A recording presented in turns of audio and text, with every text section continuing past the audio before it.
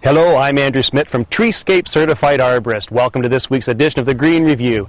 Today we're going to be talking a little bit about fertilizing our trees. And the first question we have to ask ourselves is, why do we want to fertilize our trees?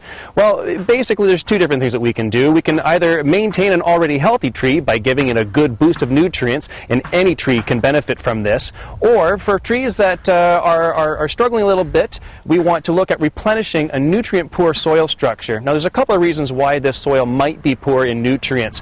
One of the biggest things is that it's very common in urban areas for the topsoil to be removed or compacted during construction, renovations, or even landscape projects, which results in nutrients being stripped away, poor aeration, impervious or impenetrable surfaces, also reduced water holding capacity. Another reason why the soil might be lacking in nutrients is the fact that the nutrient cycle is disrupted when we actually rake up all the leaves and compost them, as well as any other sort of debris that might be on the ground that would normally in a natural setting just compost back into the ground.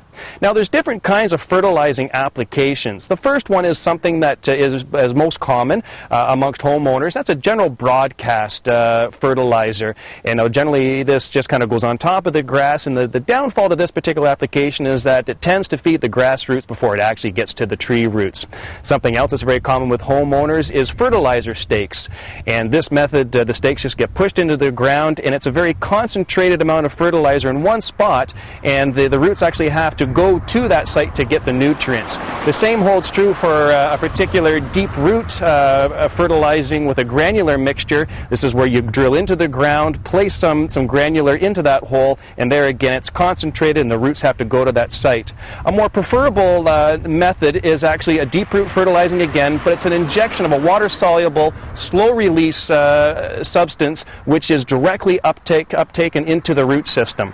Now, regardless of the application you choose, it's important to get the guaranteed analysis right. And this is those three numbers on the front of the fertilizing package. Sometimes it's confusing as to what these numbers mean. The first is the nitrogen. This is responsible for bud and leaf development. Second is the phosphorus, responsible for root development as well as flowering and blooming. And then third is the potassium, and this is for overall health and overwintering. Now, what's the best time of fertilizing? First, we can fertilize in the early spring. This is April to May. And this is a period of greatest nitrogen demand. And this is also a point where nitrogen absorption peaks during the spring and the summer.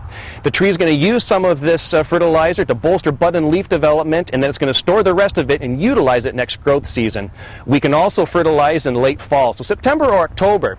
This is going to boost the nutrient stores to get the tree through the winter. Now the roots are still growing at this point, and the winter rain will carry the nutrients through to the absorption sites. Now one of the downfalls is that the metabolic demand and the nitrogen uptake actually decreases in this dormant state.